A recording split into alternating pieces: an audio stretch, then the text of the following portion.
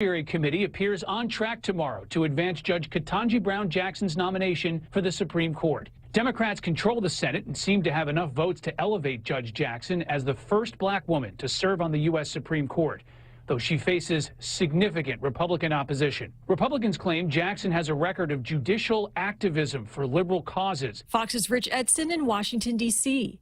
GOP Senator Lindsey Graham of South Carolina stated that he will be voting against Jackson's confirmation. Ukrainian President Zelensky delivering powerful video message at the Grammy Awards Sunday night. Musician John Batiste winning Album of the Year. Batiste accepting his award during the ceremony. I just put my head down and I work on the craft every day. Sound courtesy of the 64th Grammy Awards on CBS. America is listening to Fox News. The Federal Reserve is starting to increase interest rates to fight inflation, but they're still so low, making it the perfect time to refinance your home, to lower your rate, and perhaps take advantage of its increased value to put some cash in your pocket during these uncertain times. Cash that you can have the freedom to access when you want, where you want, with your Bank Pacific Visa debit card. Lower your rate with cash in your pocket. Access your cash when you want, where you want, with your Visa debit card. Brothers put branches, we place roots, and we're rooting for you. Equal housing lender, credit conditions apply. Back at it again with the Lenten season menu with Mezcla, giving you a variety of food you can enjoy and pick from, like the fish tacos, spicy buttered shrimp, parrotfish escabeche, lobster pad capral pasta, crab crusted Chilean sea bass, and more. There you have options. Offered at Hagåtña location for lunch and dinner only at Mezcla. For reservations, call 671-479-2652. What are you waiting for? Let's go celebrate the Lenten season with Mezcla. Podcasts. Chaos at a spring break beach party in California. It's called Deltopia, and it's an annual, unofficial, unsanctioned, and illegal street party in Isla Vista, California, mainly for UC Santa Barbara students every spring. But yesterday, it got completely out of control. Thousands of partygoers overloading streets, balconies, and homes. At the peak of chaos, Santa Barbara Fire Department declared it a multi-casualty incident with reports of everything from broken bones to drug and alcohol overdoses, and then multiple severe traumas. Fox's Ashley Strohmeyer. No more poppy production in Afghanistan. Afghanistan's ruling Taliban announced a ban Sunday on poppy production. The bright red flower produces the opium used to make heroin. The order comes as farmers across the country began harvesting the flower despite warnings that their crops will be burned and they can be jailed. The ban is similar to a previous rule in the late 1990s when the Taliban outlawed poppy production. Poppy production was eventually eradicated, but many Afghan farmers started growing the flower again after the Taliban's ouster in 2001. Afghan farmers produced over 6,000 tons of opium in 2021. Paul Stevens, Fox News. Arrest made in fake vaccine card scheme in Germany. Now, why would anyone want to get vaccinated against COVID more times than needed? The answer? To make money through illegal means. That's what an anonymous man from Magdeburg, Germany did. Privacy rules in the fatherland prevent the release of his name. The anonymous 60-year-old man had himself vaccinated against COVID at least 90 times so that he could collect and then sell forged vaccination cards with real serial numbers on them to those who did not wish to inoculate themselves. Police in Saxony finally caught on to the man and his scheme when he was caught showing up for a COVID shot 2 days in a row. Karen McHugh, Fox News. I'm Laura Cantor, and this is Fox News. Here at Nimitz Towers, we're a large-scale rental complex. We have over 20 employees, and when the pandemic hit, our concerns were people not being able to work, loss of revenue and income, and luckily, due to PPP, we were able to keep all our employees employed, working. We were able to provide services, maintenance, and cleanliness for the building and the operation. Also, the rental assistance program helped us stay solvent during the pandemic and helped us keep the tenants in place. We're thankful for Congressman San Nicolas advocating for these funds on our behalf in Washington, D.C. If you have any concerns about any federal issues, feel free to contact your congressman's office. Thank you for the federal funds. Thank you for the federal funds. Thank you for the federal funds. Thank you for the federal funds. Thank you for the federal funds. Thank you for the federal funds.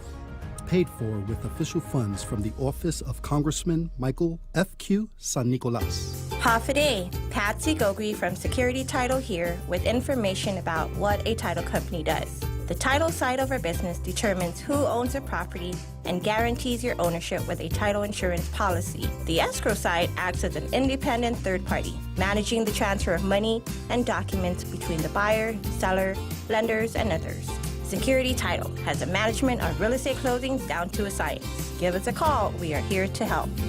We're already Pica's best radio station, but we're always looking for ways to be even better. Announcing the point on Alexa. In addition to our FM and HD radio feeds, our incredible app, informative website, Facebook Live, and YouTube Live, you can now tell Alexa to stream The Point. And your smart speaker will start playing whatever we're saying. News and views 24/7 with your 4-word command. Alexa, stream The Point. Welcome to Tall Tales with Bob Klitzkie, the only show on talk radio where common sense is a lot more common. Phone lines are now open at 888-TALK. That's 888-8255. And now, The Point proudly brings you Tall Tales with Senator Bob Klitzkie. A well-regulated militia being necessary to the security of a free state, the right of the people to keep and bear arms shall not be infringed. Yeah. Boy, am I glad to be back behind this microphone today. All the way down here, driving down here from up north, I kept saying the Second Amendment the whole way. I couldn't even listen to the point. I was so busy talking to myself. Your daily mantra. Yeah. So, yeah, I didn't make it. I couldn't hang on long enough till I got here. But I'm here and I said it. And boy, we got a whole week of Tall Tales ahead of us. It couldn't be better. Yes, sir. Let's have another one for Tall Tales, Jose. There we go. All right, let's dive right into Zemi Ikotny.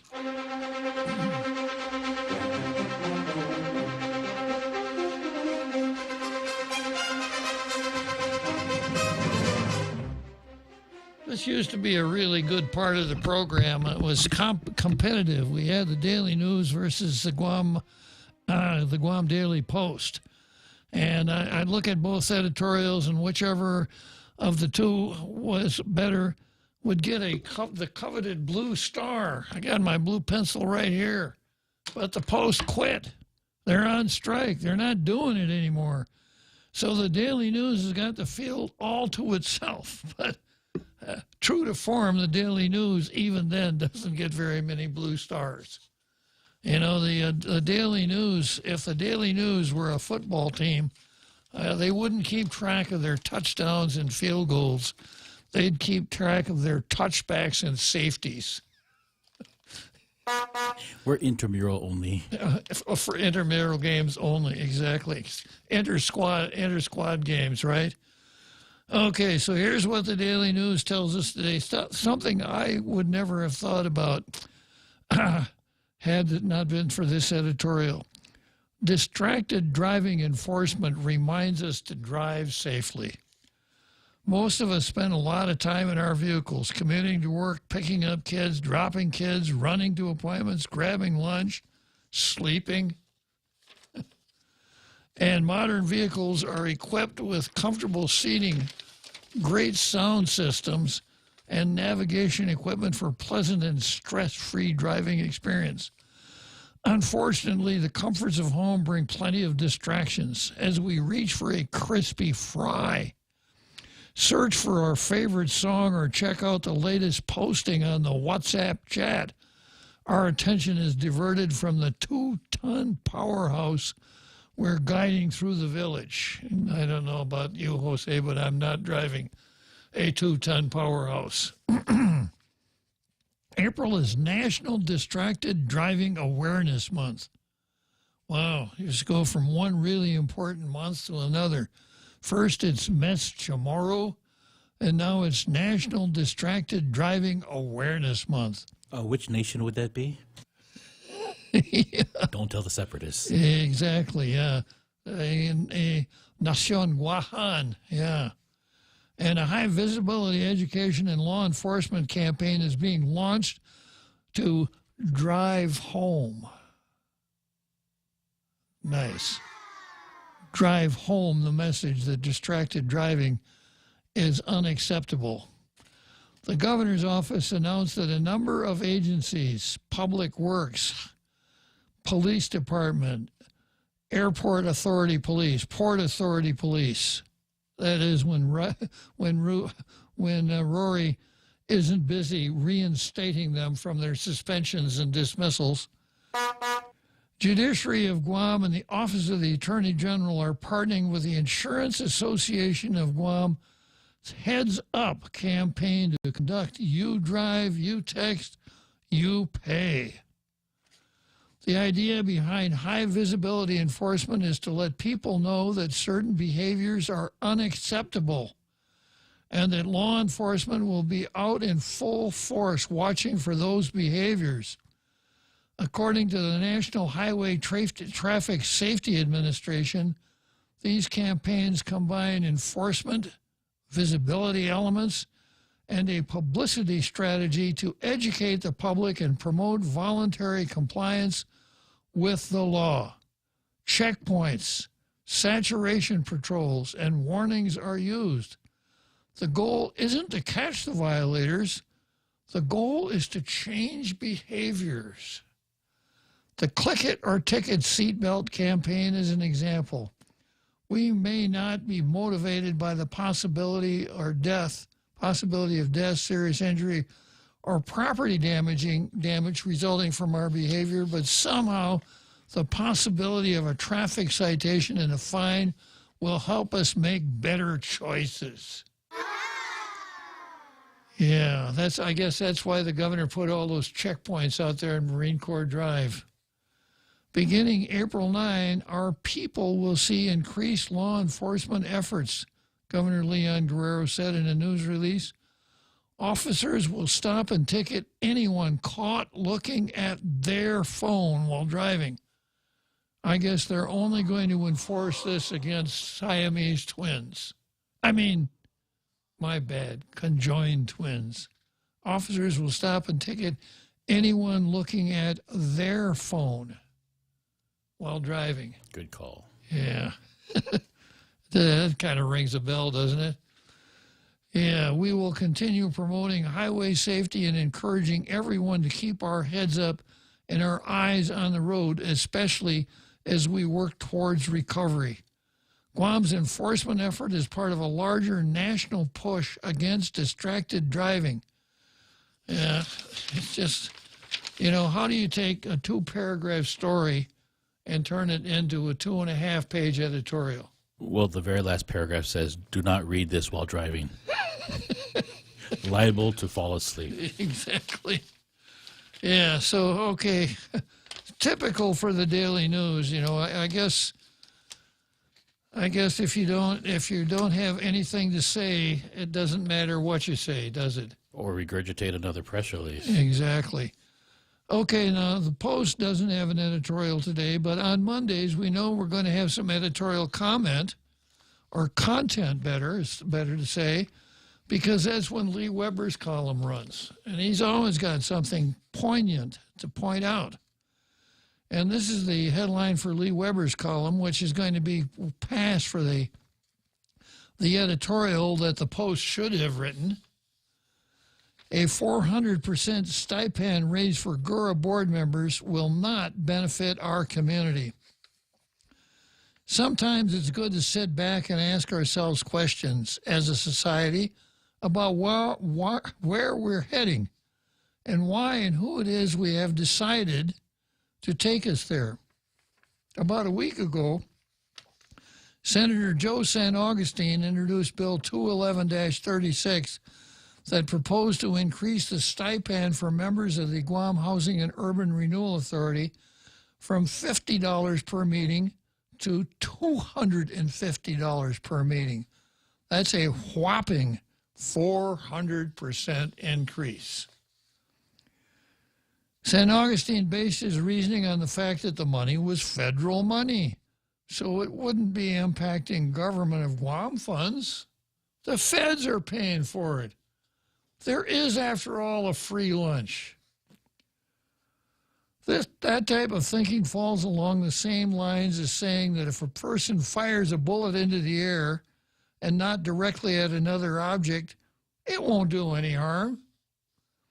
He forgets that just like bullets, they will eventually fall back to the ground and strike something. Decisions such as this will eventually impact the members of every other board in the government of Guam. Fortunately, some semblance of more rational thinking did prevail from Senators Brown and Tello, as they pointed out similar logic in a different manner. That said, Bill 211-36 did make it into the third reading file and therefore will be heard again before it comes to what will hopefully be a final grade. Well, unfortunately, it's not quite correct, Lee. Third reading, first reading is when a bill is introduced and the title is read on the floor. Second reading is when it's put on the agenda and comes up as second reading. A motion is made to move the bill from second reading to third reading, and discussion on that motion is actually the discussion on the bill. That's when discussion takes place. When when they're satisfied that they're done discussing, then a vote is taken on the motion to move the bill to third reading. If a majority of the members vote, of course, this gets a little bit sticky when Amanda's there, because she never knows how she's going to vote on a motion until someone actually makes that motion. So if the motion passes, the bill goes to third reading. Third reading is when the title of the bill is read at the beginning of the roll call vote. So third reading means that's when we're going to vote on it. All right, so not easy to understand if you don't understand the mechanics of the legislature. So let's look at why people are supposed to be serving on government boards in the first place. The answer to that question is actually quite simple: as public service. Now, of course, I'm always on top of this, using words in accordance with what they really mean, not what you want them to mean. How many times have I heard somebody come along and say, you know, I've dedicated 35 years of my life to public service. And what did you do? I worked for different agencies at the government of Guam. And you did this as a volunteer. You didn't get paid, right?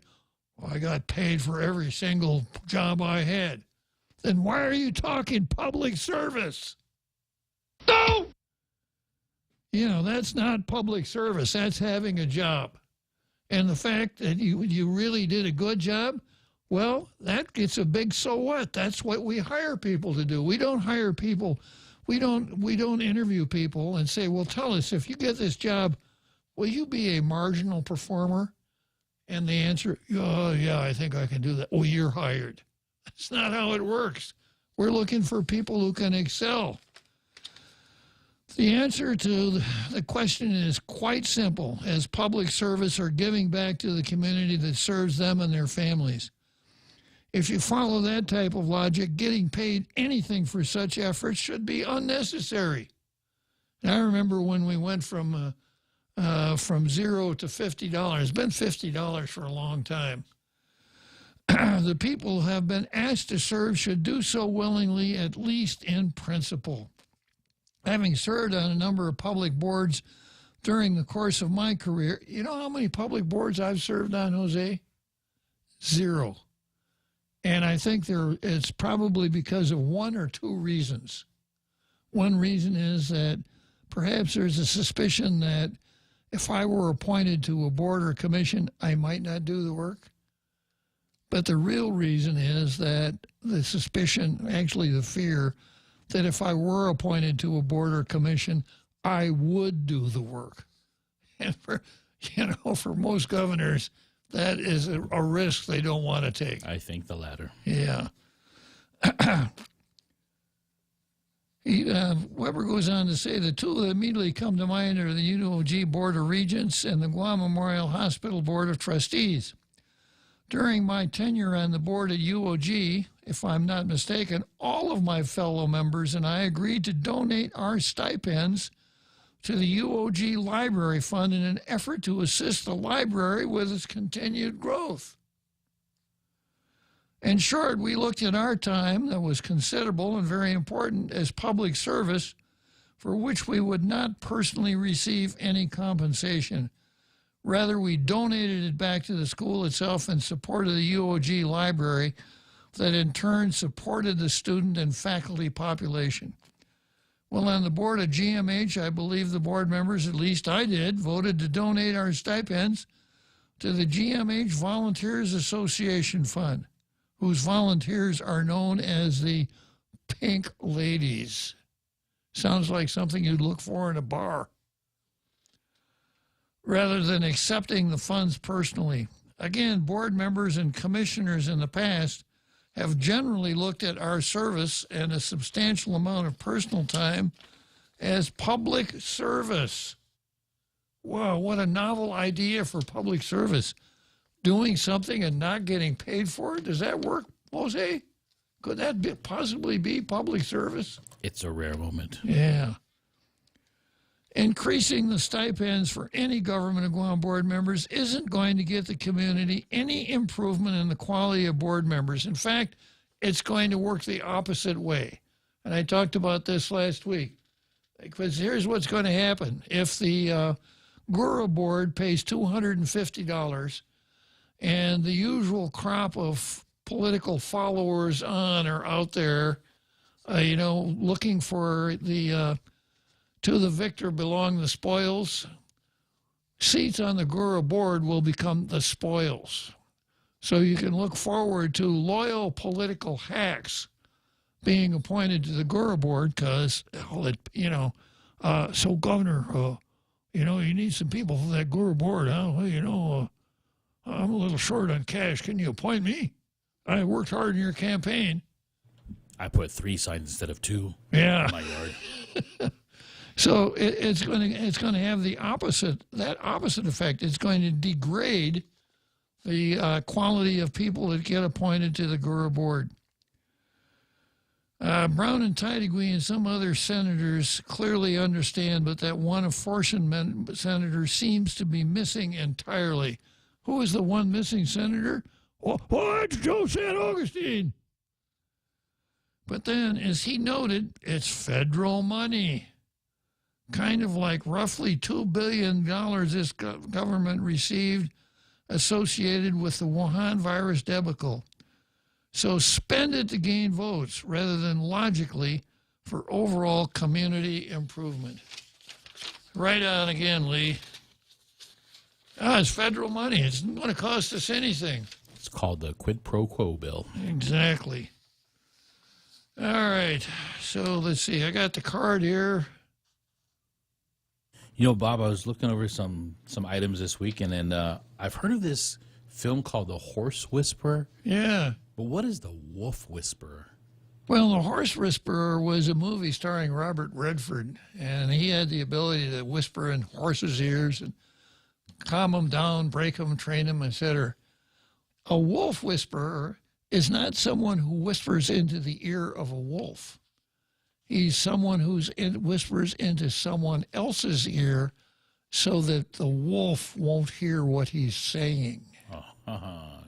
Sounds like a dangerous activity. It is. And if you'd really like to know more about the Wolf Whisperer, pick up a copy of today's Pacific Island Times, and you'll find a column in there by your favorite author, who is also your favorite talk show host, dealing with the Wolf Whisperer. And I think you'll find it quite interesting, if not aggravating. That's where I saw it, Pacific Island Times. The Pacific Island Times, all right. Okay, so let's go from Jemmy Cotney straight to the card. And we start out today, we've got Paul Zerzan versus systemic racism.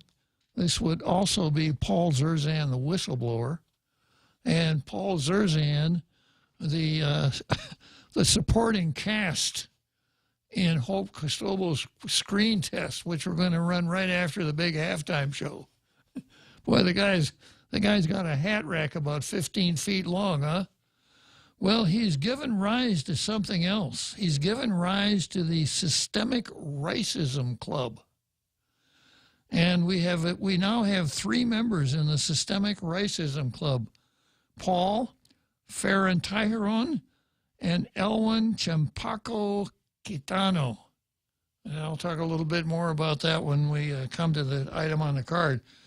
As usual, we got something in 36-34. Some of these government agencies just can't get their agendas right. We've got Will Smith versus Emmanuel Cruz. Front page of the Daily Post.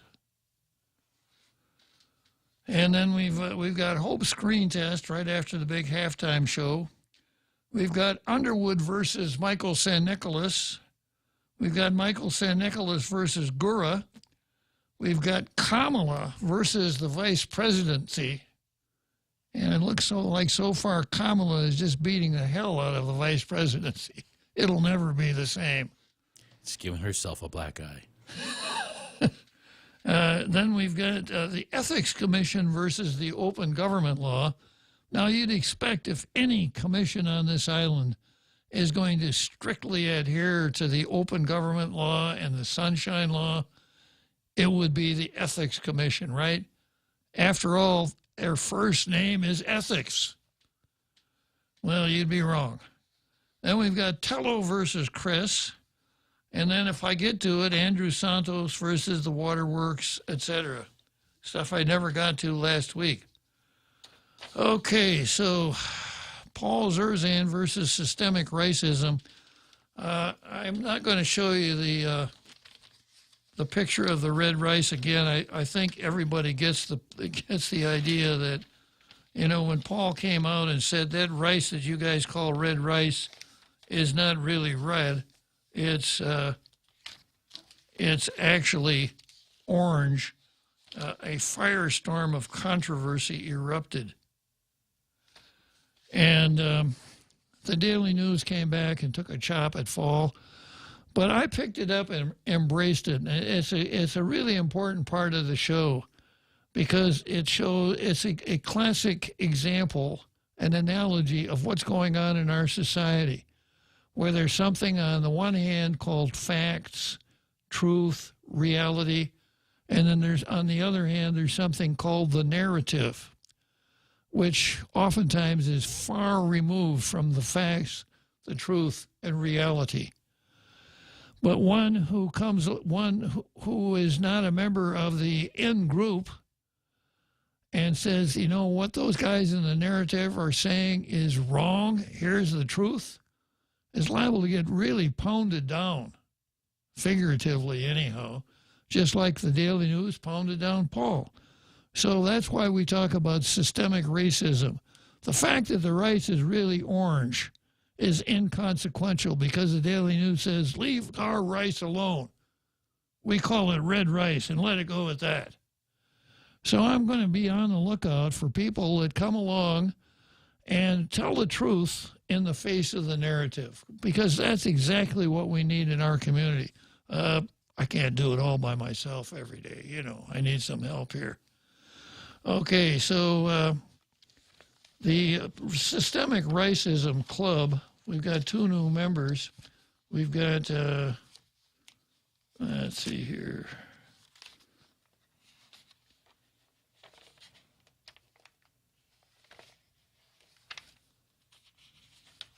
I should have put another Manny Cruz in here because he debunked one of Bavacqua's columns.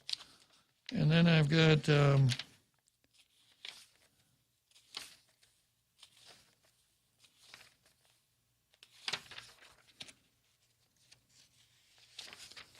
hang on a second here till I get to this one. Yeah, we've got a guy named what is his name here? Farron? Yeah, Farron. Tyrone. Farron Tyrone, who who came along and said, hey, you know, the flag on the Guam seal, the Guam flag that has the Guam seal on it, well, there's a picture of a boat on that Guam seal that's wrong. And he explains why it's wrong from the standpoint of how sailboats work. A sailboat works because the wind blows into the sail. And the sail has to be properly positioned or the boat will go nowhere. And the sail on the boat on the Guam flag is improperly positioned. So anyone who knows anything about sailboats is going to look at the Guam flag and say, man, those guys out there in Guam, that's their flag? You know, and Jose used a good analogy the other day. It's like drawing a picture of a car that has triangular wheels. Anybody who knows anything about cars knows it's not going to work, and we put it on our flag. So he's going to get some pushback on that. However, the governor's office is going to research the question. How much research do you need to do if you can look at it? Go next door. Yeah. The lieutenant governor is the person who is the keeper of the seal. He's the keeper of the Guam seal. So stay out of it, Governor. Yeah. So, you know, if you were to look at the lieutenant governor as the keeper of the Guam seal, implicitly within that task is to make sure that the Guam seal doesn't embarrass the people for whom it's supposed to be representative. So I would expect, you know, a working lieutenant governor would come along and say, yeah, it's wrong. We're going to change it. And we're, you know, and he would say this, but I would never say it, but we're going to grandfather in the old flags. You know, I would never use that figure of speech. So that's what needs to be done, and it needs to be done right away, because the more you horse around with it, the more you research it and study it. How about appointing a task force? That always works, right? You appoint a task force, you got a good media opportunity, the first meeting of the task force with the governor there congratulating all the new members. About a week later, they do a release as to who the chairman of the task force is. And then after that, you don't have to do anything at all because you got your earned media out of it. That's it. Yeah, so that's one of them. And then the other one is, let's see here, Mr.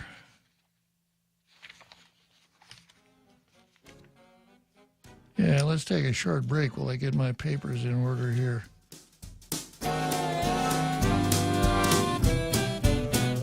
The Extra Point with Jerry Roberts of Guam Training. Hi, I'm Jerry Roberts, and every day on The Ray Gibson Show, I get to comment on the incredibly diverse, fun, challenging, sometimes frustrating, often exciting, but always interesting world of work. I hope you'll be there with us. You can find daily transcripts of The Extra Point at guamtraining.com. Tune in every weekday morning at 7:20 for The Extra Point with Jerry Roberts, brought to you by Guahan Insurance Services and First Hawaiian Bank on 93.3 The Point. Hey, what did the grilled cheese sandwich say to their date? What'd they say? You make me melt. Oh, so cheesy. But not as cheesy as Subway's latest Eat Fresh, Refresh menu innovation. The new Fresh Melts with 3 times the cheese. Fresh Melts are the cheese lovers' holy grail. Fresh Melts combine freshly baked breads and your favorite meats topped with a triple load of cheese. All grilled to warm, toasty perfection. Try the ham and cheese melt, tuna melt, or steak and cheese melt to start. Best of all, you can make any footlong into a fresh melt. At Subway, eat fresh.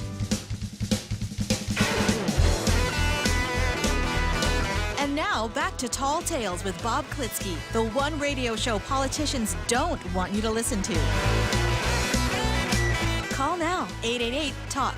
That's 888-8255. Okay, so here we go again with the Systemic Rights Club. And the other, so I guess I've got 4 members, Manny Cruz, Paul Zerzan, Elwin Champaco Quitano, and Farron Tyrone, yeah. So Elwin is a regular poster here on Facebook, and he's posted a lot of things about what people on the island refer to as Fino Chamorro. And he ordinarily has a much different gloss on it than the conventional wisdom. So he wrote a pretty nice article here in the Post, and I'm going to start out at the back and work forward. Starting out with the accrediting to Elwyn, and this is what it said. Elwyn C. Quitano, Ph.D., is Chief Researcher, Indigenous Heritage of Guam, and a resident of Dedido. So that's interesting. If Elwyn is a Ph.D., he more than likely has written his dissertation about the things he writes about. So Elwyn, if you're listening, I'd really like to get my hands on your dissertation. I know I'll never be as sharp as you are on this subject, but I'd really like to study up on it. So here's the punchline in Elwyn's letter to the editor. It is understood that this endeavor to uncover Guan, G-U-A-N apostrophe S, Guan's authentic past, will continue to ignite explosive criticism and outright rejection of reliable and thorough research by those who fuel their indigenous arguments with long-held misconceptions, hearsay, fabricated traditions, outlandish legends, and folk tales. Now, I wonder who he's talking about. I have my own candidates. You know, I have hypothesized on the show before that there's the Chamorro establishment here on the island. People whose raison d'etre is to hold themselves out as experts on all things Chamorro, the language, the culture, etc. And for many of them, it's an occupation. Guys like Michael Bavacqua, of course, have made their money being Chamorros. So anyhow, Elwyn says there will be a rejection of some of his scholarship by those who fuel their indigenous arguments with long-held misconceptions, hearsay, fabricated traditions, like putting the girls in grass skirts or really colorful skirts and clothing, and sending them out there to do dances, the same dances that they do in Hawaii or New Zealand or someplace like that, and then complimenting them. You're really doing a lot to preserve the culture, kids. Yeah. Still, Elwyn goes on to say, still, however, the disturbing etymology of Chamorro and its consistent misapplication and misinterpretation must be clarified among those it deeply affects so that perceptions of, quote, self and, quote, heritage are adjusted and realigned for future generations to come. Brenda Shoshana once wrote, unless we base our sense of identity upon the truth of who we are, it's impossible to attain true happiness. How did that word truth sneak in there? When we've got such a beautiful narrative going here about all things Chamorro. So Elwyn says that for thousands of us living on the small island and in various places across the globe, it is by political, cultural, and ancestral qualification that we are called Chamorro. Since the days of early Spanish colonialism in the late 17th century, quote, Guan, G-U-A-N, the term was historically recorded to describe a race of native people that has since lost its etymology and significance and frequently debated about in wild conjecture. However, through 25 years of consistent linguistic study of ancient Austronesian vocabulary and their traditional use among several regional cultures that encompass over 386 million speakers from Madagascar to Easter Island, I believe that I have resolved this troubling mystery once and for all. Just like Paul Zarzan discovered the true color of the rice served at fiestas, only a lot harder. Chamorro, the prideful cultural label for the supposed indigenous natives of Guam, had lost its authentic meaning through consistent misinterpretation within and of centuries-old historical records, misinformation, fabrications marked by those who identify as local scholar leaders and activists. Local scholar leaders and activists. I don't want to mention Underwood, Bavacqua, and Souter's names, but you could probably fill in the blanks yourself. And a concerted effort to limit authentication of our indigenous past by our churches, the government, higher learning institutions, and the media. Centuries before, the objective of an ensuing 25-year war to obliterate the existence of a pagan enemy and a ruling indigenous caste perceived as purely evil and savage-like, and to ascend, in other words, raise a lower caste that willingly accepted the Catholic faith and the ways of civilized Europeans, and to fight its war was achieved. So he's saying the upper class were fighting the Spanish, a lower class signed up with the Spanish to fight the upper class. It's kind of a Civil War type thing. Enter the dilemma and irony of Chamorro. From my studies, I have uncovered that Chamorro is a close, compounded term formed by three Austronesian root words, chat, more, and ru, which fused to form chatmoneru in the local vernacular. In the local vernacular, cha or chat is a negative prefix representing not during ancient times and is similar to the English prefix of dis or un or m. Are you listening out there, Chatfruses? Like Catalina Chatfrus, the spokesperson for the AG?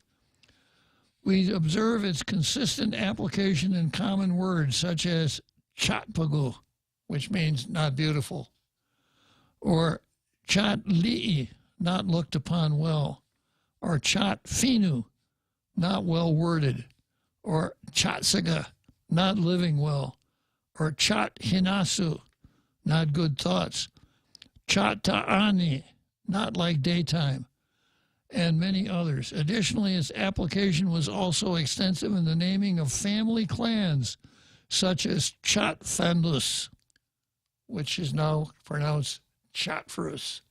Well, a lot of people say Charfarus, but it's Chatfrus. Chatguanaf, which is Chargaloff, Chatguina, Chigina, and other groups, foreign and regional. The well-understood term Manelu, as you were Manelu, meaning siblings, evolved from combining two Austronesian words, Mone and Ulu, where Mone in ancient times specifically meant elder brothers. Although it can be politically comical or funny to some, the Ru in Chamorro actually evolved from the word Lu or Ulu, meaning head. The Spanish made certain that most L-represented sounds were replaced with the letter R within written records. With this linguistic revelation, it can logically be deduced that the true indigenous people of Guam were called Ilu, Ulu, or Mone Ulu, and were of the high Mata'u, the high Mata'u caste. I would pronounce that Mata'u, but contrastingly, in pre-contact colonial times, those who were identified as Chat Mane Ulu were tenants from various regions of what is now the Caroline Islands and categorized under a subservient caste called Acha'at or Manachang. I think I've talked about that on the show before. This is evidenced by the hundreds of Chukis, Pohnpeian, and Yapese terms embedded within the modern-day Chamorro language. Furthermore, one's open declaration to be Chat Mone Ulu in ancient Guam society was typically required, but more so during the ongoing 17th century war where Spanish soldados did not hesitate to kill any and all known Ulu warriors or their families. Moreover, the Chat Mone Ulus were instrumental in defeating the Ulus. Unfortunately, when the 25-year war ended, 18th century Guam had already welcomed a new social order where the Chat Mone Ulus, or Chamorros, quickly occupied the apparent cultural void and have since been mistaken as the indigenous founders of ancient Guam, when they weren't. They're the descendants from other islands, according to Elwin. It is understood that this endeavor to uncover Guam's ethnic past will continue to ignite explosive criticism and outright rejection of reliable and thorough research, etc. I've read this before. Yeah, the Chamorro establishment, the Underwoods and Bavaquas and Souders are going to say, this guy doesn't know what he's talking about, you know. How dare he come along with a theory like this? Well, give us more, Elwin. You know, we're not afraid of the truth here on Tall Tales. In fact, we actually embrace it and look for it wherever we can find it, and applaud those who will speak the truth as opposed to just easily going along with the narrative. You've joined the select group of Paul, Farron, and Manny Cruz. Okay, moving along on the calendar, we've got a couple more Public Law 36-34 violators. Mayor's Council of Guam just can't seem to get it right. Yeah, let's take a short break and we'll come back to the Mayor's Council. Back at it again with the Lenten season menu with Mezcla, giving you a variety of food you can enjoy and pick from, like the fish tacos, spicy buttered shrimp, parrotfish escabeche, lobster pad capral pasta, crab-crusted Chilean sea bass, and more. There you have options. Offered at Hagåtña location for lunch and dinner only at Mezcla. For reservations, call 671-479-2652. What are you waiting for? Let's go celebrate the Lenten season with Mezcla. Here at Nimitz Towers, we're a large-scale rental complex. We have over 20 employees, and when the pandemic hit, our concerns were people not being able to work, loss of revenue and income, and luckily, due to PPP, we were able to keep all our employees employed, working. We were able to provide services, maintenance, and cleanliness for the building and the operation. Also, the rental assistance program helped us stay solvent during the pandemic and helped us keep the tenants in place. We're thankful for Congressman San Nicolas advocating for these funds on our behalf in Washington, D.C. If you have any concerns about any federal issues, feel free to contact your congressman's office. Thank you for the federal funds. Thank you for the federal funds. Thank you for the federal funds. Thank you for the federal funds. Thank you for the federal funds. Thank you for the federal funds. Paid for with official funds from the office of Congressman Michael F.Q. San Nicolas.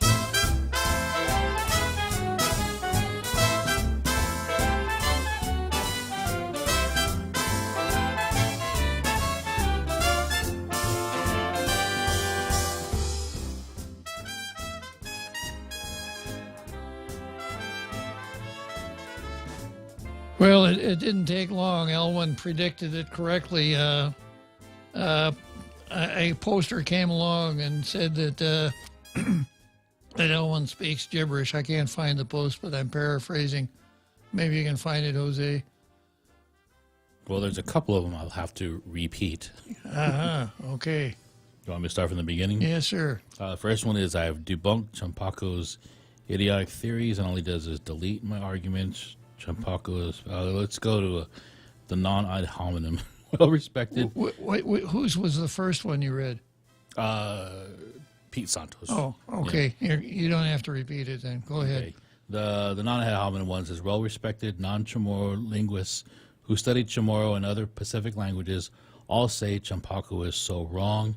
Ask Steve Pagel, I guess how you pronounce it, Sandra Chung, and Thomas Stoltz all laugh at Champako. So the gauntlet is how you say it? Yeah, that's right. Yeah, back in the days of gentlemen, you know, if you wanted to pick a fight with a gentleman, you took off your long leather glove, which was called a gauntlet. You walked up to him and you slapped him across the face with the gauntlet and threw it down in front of him. If he just turned around and walked away, that was the end of it. If he wanted to take you on, he would pick up the gauntlet. I guess Will Smith wasn't wearing gloves that night. Yeah. Okay, so let's get into Public Law 36-34. Mayor's Council of Guam just can't seem to get it right. They've got an item on their agenda, new business, but they don't tell us what the new business is, leading us to believe that when they get there, they can talk about anything they haven't talked about before and take whatever action they want to. Probably what they would do would be to try to get approval to do an RFP for someone to write Angel Santos' next letter to the sentencing judge in a criminal trial. Angel gets tired after a while. And then we have the Guam Academy Charter School Council will hold its regular month meeting on Monday, April 11. And here's their agenda. 1, call to order. 2, roll call. 3, fiscal year 22-23 budget. 4, end of school year 21-22 report. 5, other business. Oh, other business. I think One Pat should go back. Yeah. Help him out. Yeah, well, she's going to help him out in Washington. I suspect that some of the folks in Washington can't wait for Juan Pat to get there, the ones that think their salaries are too low. And by the way, her name is not Juan Pat, it's Juan Pat 10. Juan Pat 10. Yeah. Okay. Moving right along. Next, we've got Will Smith versus Emmanuel Cruz. And this one was on the front page of the Post. Let me show you here. That's Emmanuel Cruz and his wife, Mary. Good man. We know him, Jose. Oh, yeah? Yeah. Oh, good. Yeah. Emmanuel Cruz recalls growing up on family property in the area known as Eagles Field in Manilo up to the age of 7 when the family was, quote, chased out. Now, I'll come back to this. This, again, you know, the words you use, you can't just let any old thing come out of your mouth and expect that it's going to be okay. The now 73-year-old Cruz and his family are among many on Guam who claim ancestral land ownership of property under the control of the federal government. Now, here we go. Nobody claims, no one can claim ancestral land ownership of property under the control of the federal government. This sentence is so misleading. The federal government owns the land. And Emmanuel Cruz is not claiming the land. He wishes he could. But that's not the same thing. And there are so many people in the same position as Emmanuel Cruz because the way the government and the people that write these stories give them such false hopes. They give them hope for something that they have no business hoping for. Like inviting them to a meeting? Yeah, exactly. So, you know, when it comes to this thing about the pre-condemnation owners, who are not the original owners, pre-condemnation owners and their right to get their land back, there's no right there involved. If the property they once owned is somehow given back to them, it's just that. It's given back. Not something that they're earned, not something that they're entitled to. It's an ex gratia payment or gift. But the way that the papers write it up, it's no wonder that folks like Emmanuel have these high expectations. It's kind of like saying, you know, I bought a lottery ticket and they didn't give me my money. I'm going to sue those people because I had a ticket and they didn't give me any money at all. How dare you? Exactly. It's kind of the same thing. You know, the fact that you buy a ticket doesn't mean you're going to get anything other than a piece of paper. And then we go on. While land issues are a long-standing concern on the island, recent attention has focused on properties in and around Eagles Field as efforts are underway to review the site as a potential home for a new government health care campus.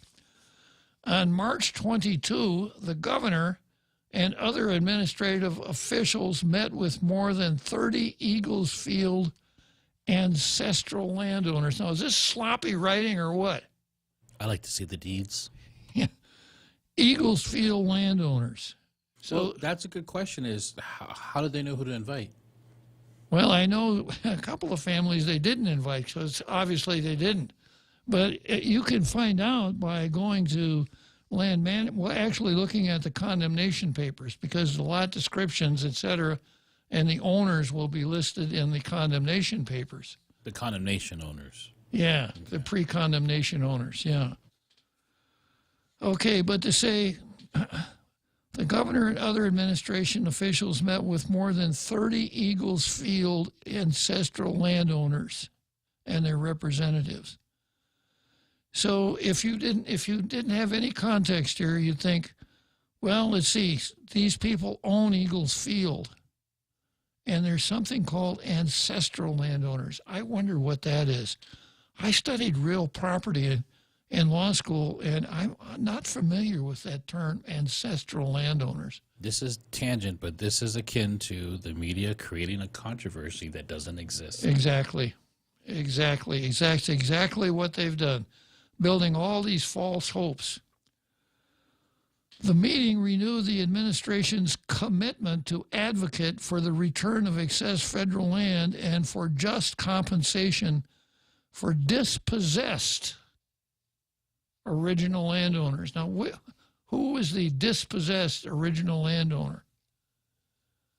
Nobody. You know, once the power of eminent domain is used, it's a legal transfer of title. It's not stealing, it's not robbery, it's not criminal conduct, etc. And of course, every time I got into this, I have to mention that the national government paid for this land twice. At the time of the condemnation, and then in 1978, when Delegate Wanpet pushed a bill through Congress to provide more money to pay to the people whose land had been condemned. And there was a guy named John Bond who has been in and out of Guam for a long, long time, came out, represented many of the claimants, and there was a $39 million payout over 40 years ago. Okay, let's break for the big halftime show, and today is Red Shirt Monday. That means we're going to watch Hope's screen test.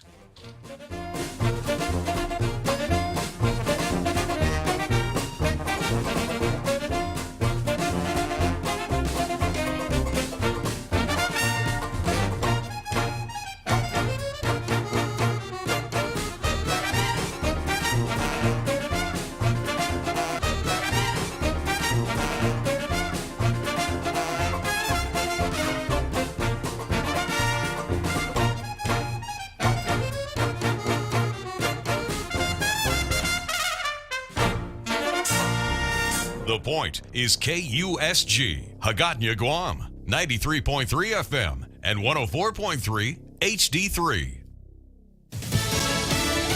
Casualties of war. I'm Laura Cantor, Fox News. Ukrainian President Zelensky calling the murders of hundreds of civilians in Bucha by Russian forces genocide. The carnage that's been left behind by those invading forces, many now say amounts to war crimes just outside the city of Kyiv in the town of Bucha. The Bucha mayor says there is evidence of dozens and dozens of bodies buried in mass graves. The city of Mariupol continues to be cut off from the outside world. Fox's Jeff Paul in Lviv, Ukraine. Russia's saying the allegations are false. Poland's prime minister calling on the European Union to cut all ties with Russia. Jury selection in the Parkland shooter trial beginning Monday in Florida. Nicholas Cruz already pleading guilty to the murders of 17 people at Marjorie Stoneman Douglas High School in Parkland, Florida in 2018.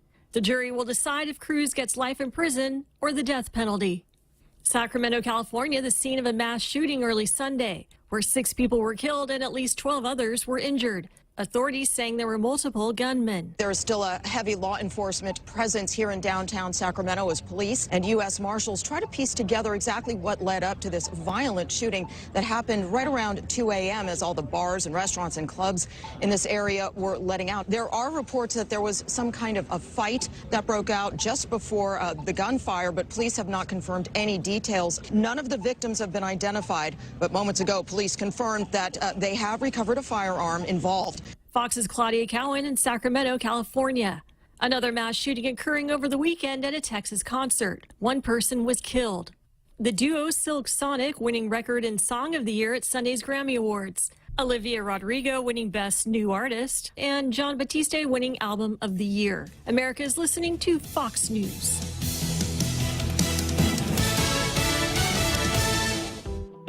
Listen to The Point anytime, anywhere on Odyssey. Odyssey is your new audio home for all the music, news, sports, and podcasts that matter to you. Find your favorite stations like The Point and discover more. Music stations, local and trusted news sources, sports talk and team coverage, plus today's biggest podcasts. Find it all on the Odyssey app. AUDACY. The Federal Reserve is starting to increase interest rates to fight inflation, but they're still so low, making it the perfect time to refinance your home, to lower your rate, and perhaps take advantage of its increased value to put some cash in your pocket during these uncertain times. Cash that you can have the freedom to access when you want, where you want, with your Bank Pacific Visa debit card. Lower your rate, put cash in your pocket. Access your cash when you want, where you want, with your Visa debit card. Brothers put branches, we place roots, and we're rooting for you. Equal housing lender, credit conditions apply. Will Smith's career taking a beating after his behavior at the Oscars. It appears some of the big Hollywood studios are trying to distance themselves from Will Smith after smacking comedian Chris Rock live on the Oscars stage. Smith was set to star in Netflix Fast and Loose, but that film has since been put on hold, according to the Hollywood Reporter. Sony is also reportedly putting a pause on the 4th installment of the Bad Boys series. Denzel Washington, who was seen consoling Smith after the incident, weighed in on the situation Saturday. He said prayer was needed, and he questioned, who are we to condemn? Fox's Charles Watson. Another price increase for American consumers. This time, it's at the post office. Beginning today, the U.S. Postal Service will charge more for packages deemed non-standard. That means you'll have to pay more for shipments that have dimensions larger than certain standard packages because larger ones take up more room on their trucks. The Postal Service had planned to start the higher fees in January, but delayed the rollout until today. The Federal Register says the surcharges will start with a $4 fee for packages greater than 22 inches long, but less than 30. For shipments over 30 inches long, the fee goes up to $15. You'll also have to pay another $15 if your shipping item is more than 2 cubic feet in volume. Fox's Tanya J. Powers. NASCAR star Denny Hamlin winning the Toyota Owners 400 at Richmond Speedway Sunday. Turn 3, final time. Wow. Now that's a different Towner, Denny Hamlin. We heard. Checkered flag for Hamlin.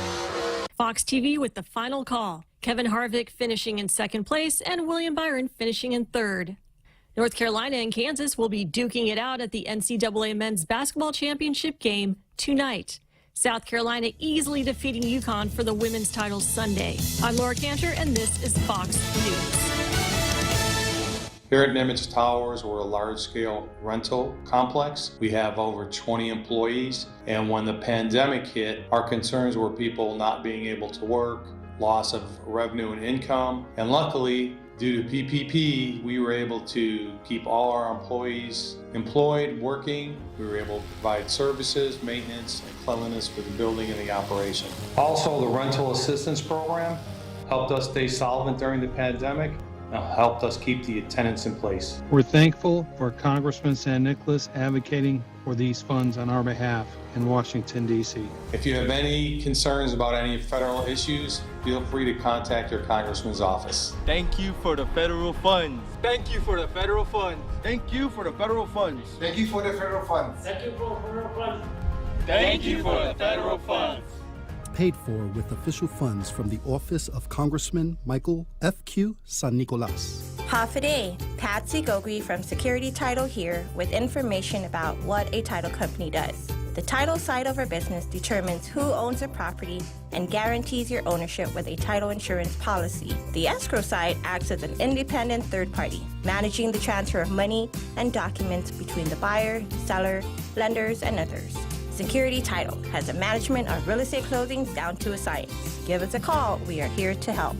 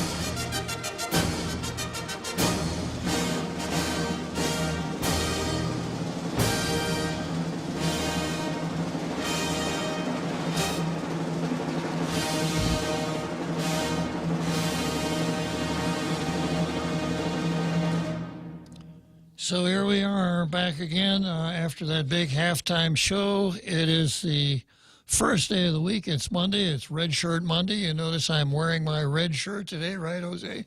Absolutely red. Let me give you a peek at my red shirt. Yeah, there it is. It's as red as a red apple. And I don't want to hear anybody telling me that it's orange, right? Well, you'll never wear orange. I would never wear an orange shirt. Okay, so we're going to go next to Hope's screen test, but I want to tell you a little bit about Hope Cristobal before we get there. I want you to understand that, I want you to know some of the people that hold her in high esteem. As an example, Laura Torres Sauder writes a column for the Post every weekend, and I'll give you just a little bit of what she said in her column. She said, "Trifecta is a recent addition to the English language. It first appeared in the early 70s as a term for a horse racing bet. According to Merriam-Webster, the meaning of the word has since broadened. It can now also refer to a group of three usually desirable things. The past week, I would wager that Guam has experienced its own cultural trifecta. The culminating days of Mes Chamorro activities have filled my calendar and fueled my pride in being Chamorro. Now, if I were to say that, if I were to say, we're going to get canceled. Yeah, I really had a great time on 4th of July. I like the fireworks, the celebration of the spirit of America, and my pride in being an American. I would be run out of town on a rail, right? Go home, Yankee. Yeah, Yankee, go home. But leave your SSI payments. Exactly. But Laura wants you to know that it fueled her pride in being Chamorro.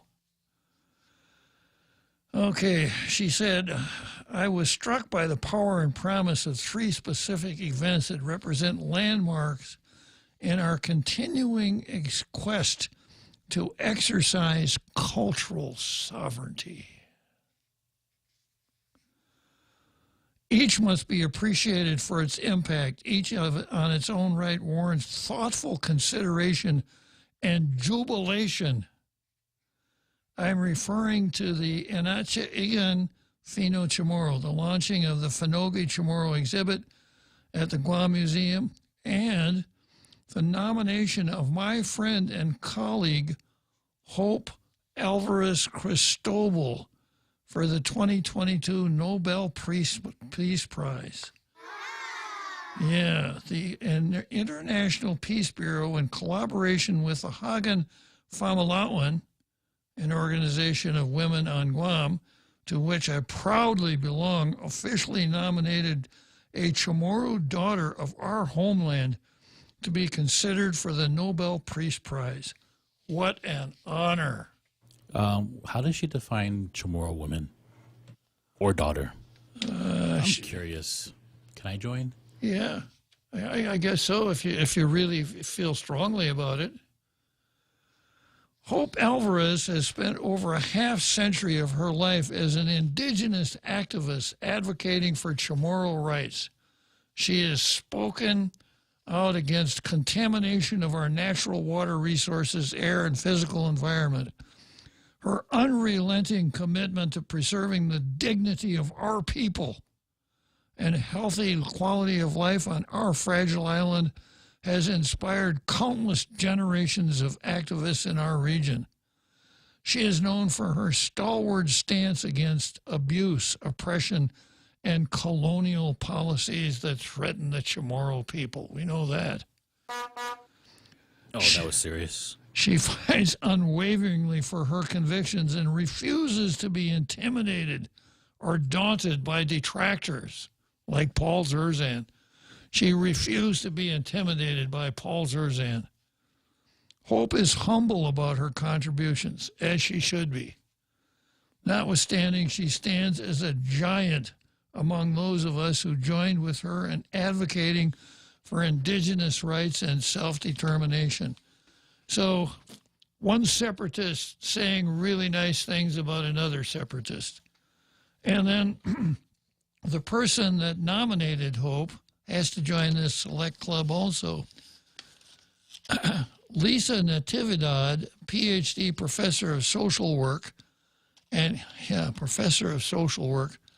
co-founder of the Guahan Coalition for Peace and Justice, said she is on the council of the IPB and was contacted by a board member for their nomination.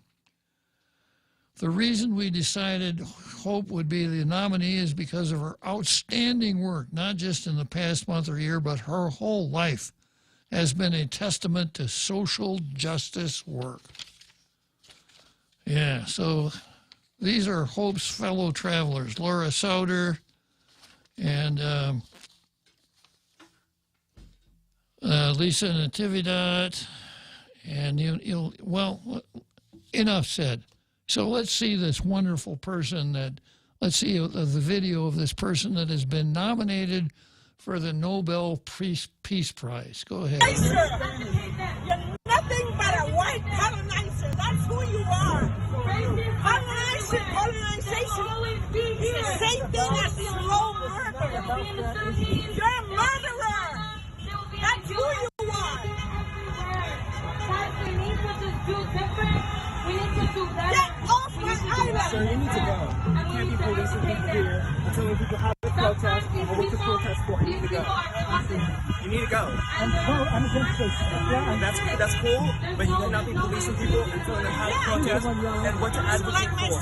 She has a right to go. I'm an indigenous Chamorro. I have more rights here than you are. You came here because of the structures of colonialism, asshole.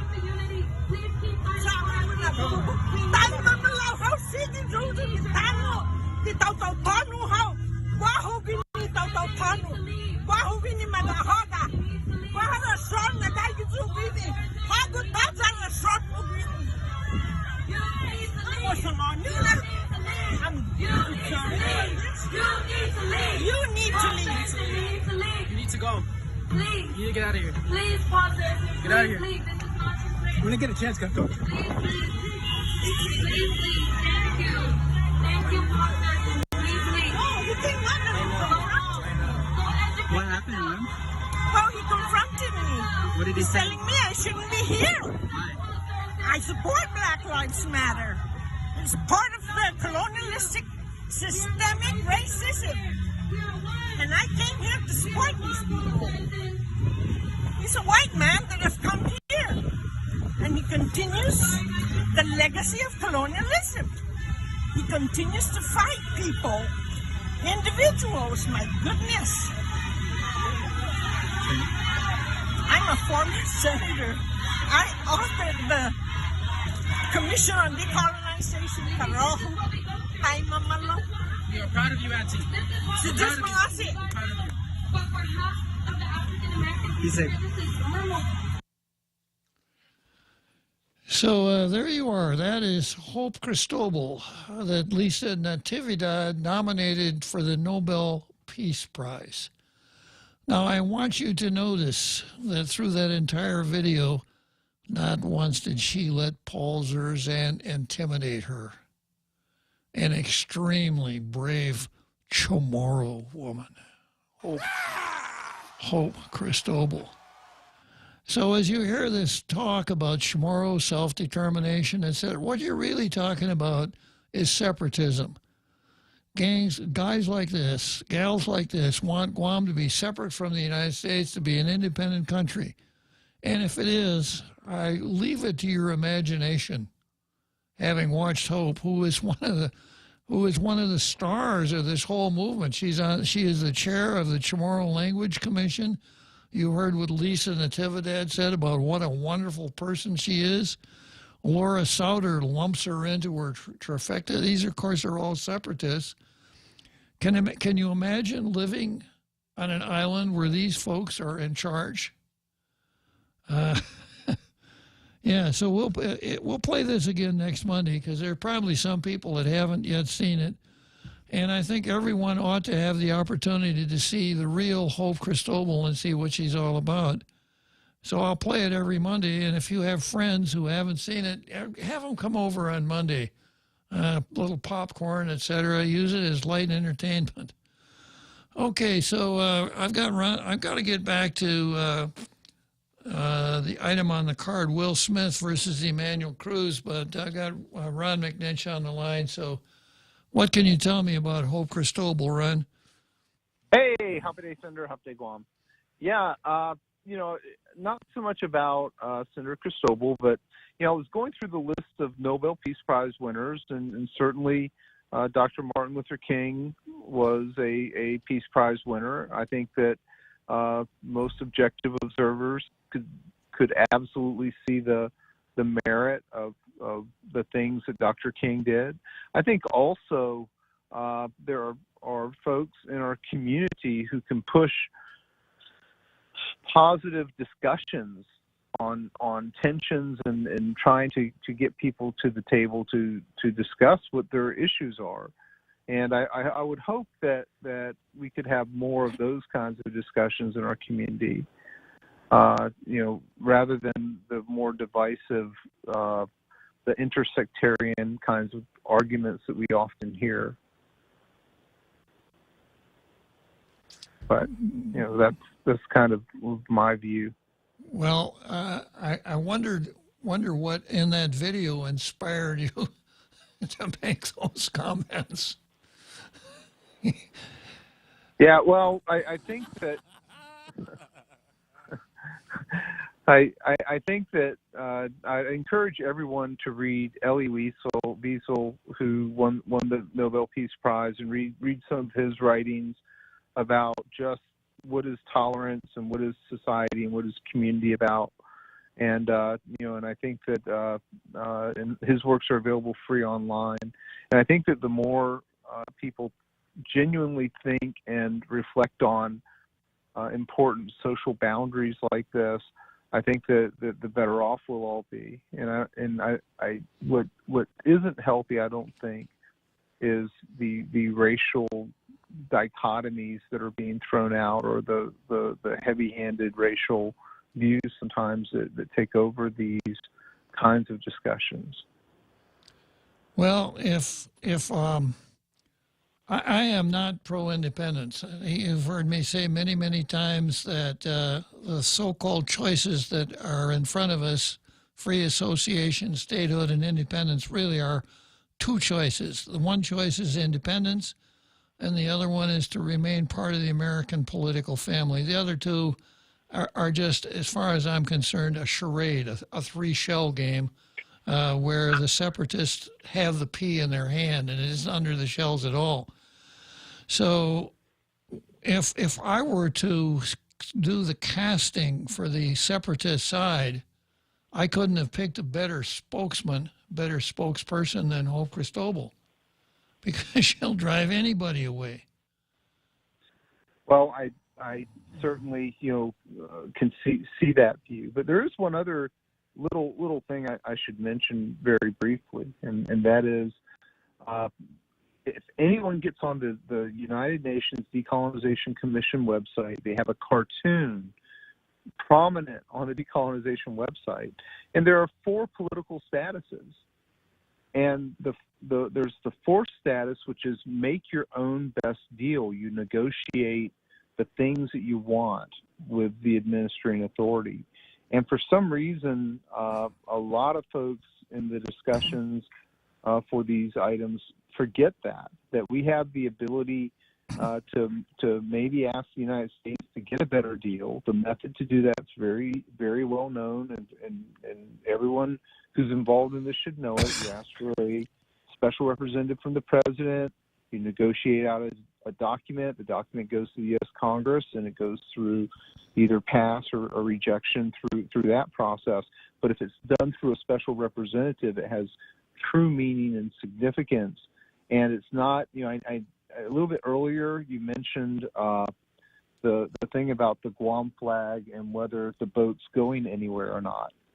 I think that the symbol on the flag is probably appropriate. We have a boat in the water that doesn't go anywhere. And can't go anywhere until it's fixed. That's right. That's right. And I think that having shows like yours that promote these very challenging discussions and getting people to talk about them and be able to express their views in a way that others can hear and listen to and agree or disagree with. And people will disagree with us all the time on these things. The point is that we're talking. But when people just start calling names and things like that, it's not very helpful, I don't think. Well, you've I think you put the right label on it. It's what Hope Cristobal does is not very helpful.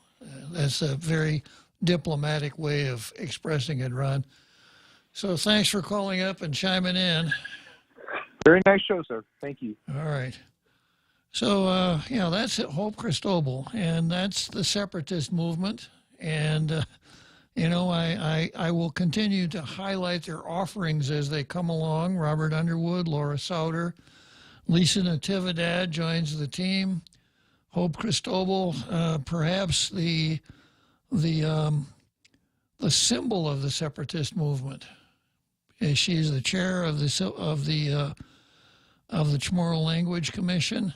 Now, Melvin Wampat, of course, is the chair of the Separatist Commission, the Chamorro Independence Commission, and he's also the president of the Department of Chamorro Affairs, which is probably just about as high as you could go. Okay, so let's go back to Will Smith versus Emmanuel Cruz. And this is a story that's in the Daily, as you were in the Post, about Manuel living on property.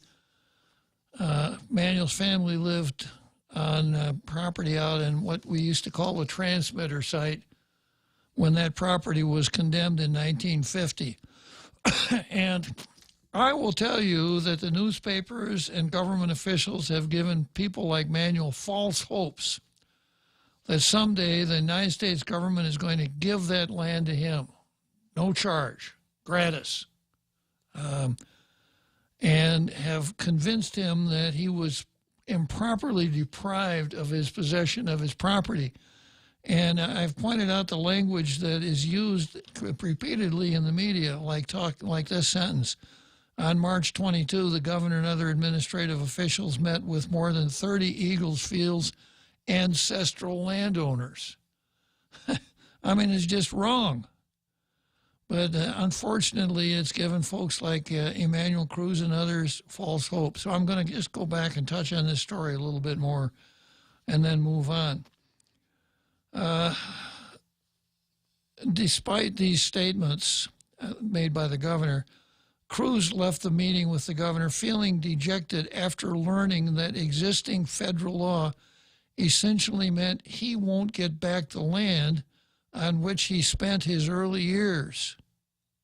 Now, here's the title of the piece.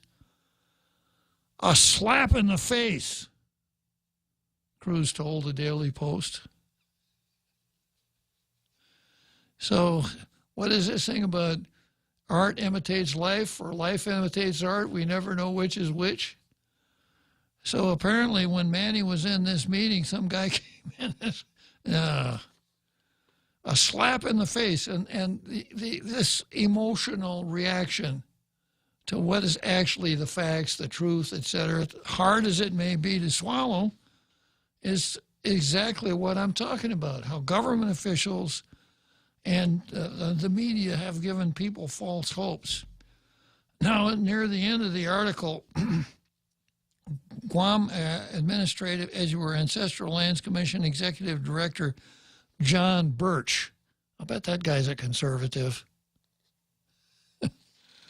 was among the officials present at the March 22 meeting. Quote, a lot of landowners, and here, even him, landowners, they're not landowners. A lot of landowners, especially at the meeting, some of them were making statements based on previous laws, and they were not aware that the laws have been passed since. So I want to give them an update that although we do have local laws, there were laws passed after that changed the conditions, Birch said. U.S. Law 106 was enacted in 2000, about a year after the Guam Ancestral Lands Commission was created in 1999.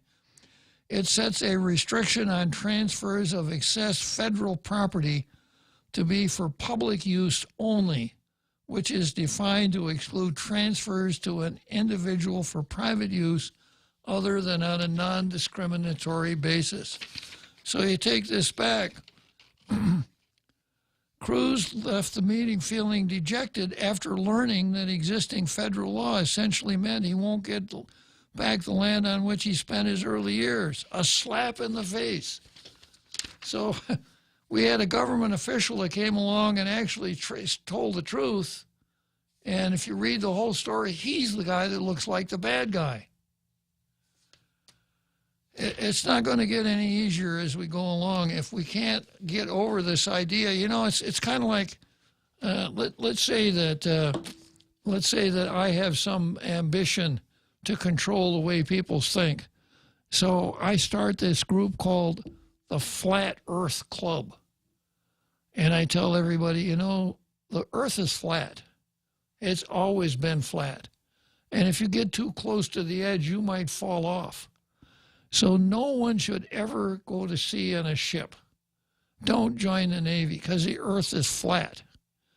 Now, I know there's a lot of people that don't understand that, so I'm coming up with a new curriculum for first, second, and third grade to teach kids that the world is not round, that anyone who tells you that the world is a spherical object is lying to you because the world is really flat.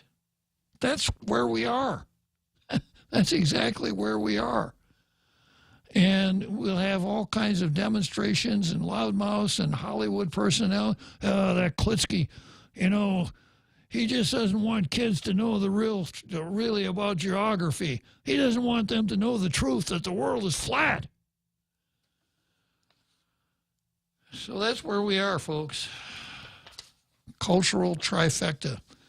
Okay, now, when I read that story this morning about Manny and Will Smith, etc., I did stumble across something else. And I have this story that ran in a really good publication named Babylon Bee that I now have a hard time on. Babylon Bee. Babylon Bee really gets in, is really good at satire. But the way things have become lately here in the last 6 months or so, I don't know if I'm reading a real news story or something from Babylon Bee. It's getting difficult. It's really hard. So Babylon Bee gives you the way that 14 news outlets would cover the slap heard round the world. So we won't honk the horn because the horn needs to be honked after every one. Fox News says Oscars plagued by rise in black-on-black crime. The Huffington Post, the patriarchal roots of slapping exposed. CNN, mostly peaceful Oscars threatens to distract from January 6th commission. OAN, if they hadn't stolen the election from Trump, this never would have happened. That's not satire. They That's actually true. said that. Yeah. I forgot who it was, but they actually said this. Well, but the OAN is a conservative. I can't remember what. Oh, yeah, it is. Yeah. Yeah, but some liberals said the reason that Will Smith, it was because of Trump. Because of Trump. Yeah. Salon, white supremacy has gotten out of hand. Snopes, the great fact checkers, right? Snopes, false. Will did not slap Chris. Chris's cheek struck the palm of Will's hand. So Snopes rated it false. Vox, rethinking the slap. Why getting slapped is actually a good thing. The Daily Wire, that's Ben Shapiro. Will Smith destroys Chris Rock with this one simple gesture. Teen Vogue, Will Smith's totally hot slap and how you can use it on your genderqueer partner in the bedroom. InfoWars, Illuminati members stage fake slap to distract us from the implementation of the New World Order. Vice, I slap myself 100 times and smoke crack to better understand the black experience in America. Wow. The View, der. No, that's an actual headline. That's an actual That's quote. an actual quote. Yeah. And then check this out. Will Smith straight up pimp slaps woke comedian Chris Rock, reminding us all how the last Jedi truly succumbed. And then finally, Will Smith is Babylon Bee, as you were. Will Smith is the Babylon Bee's Woman of the Year. Yeah. Satire is such a wonderful thing. That's why I use it all the time, Jose. You know, the one satire institution that's been around for a long time, I think started in Milwaukee, The Onion. Do you remember getting that publication? Yeah. That's the greatest thing. Yeah, I remember that. It was right up there. I used to go into Milwaukee once in a while for entertainment. And there's a place right there on the Milwaukee River where the bridge, Wisconsin Avenue Bridge, and then there's kind of like a little, a platform along the river, and there are 2 or 3 stores along there. And one of them was a bar that played jazz. Jazz back in the early 60s was really something, right?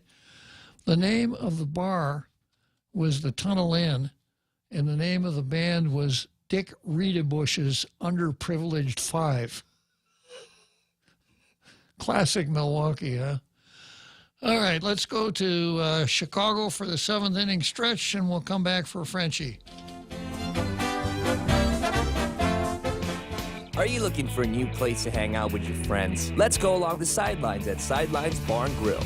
Located at 154 Iriarty Road, Unit 4 and 5 in Tamuning behind Royal Bigs. Sidelines, a hidden gem with nothing but great things to offer. Great atmosphere, great food, top shelf drinks, and a great team. What are we waiting for? Let the fun begin at Sidelines Bar and Grill.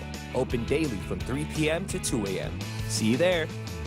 The Extra Point with Jerry Roberts of Guam Training. Hi, I'm Jerry Roberts, and every day on The Ray Gibson Show, I get to comment on the incredibly diverse, fun, challenging, sometimes frustrating, often exciting, but always interesting world of work. I hope you'll be there with us. You can find daily transcripts of The Extra Point at guamtraining.com. Tune in every weekday morning at 7:20 for The Extra Point with Jerry Roberts, brought to you by Guahan Insurance Services and First Hawaiian Bank on 93.3 The Point.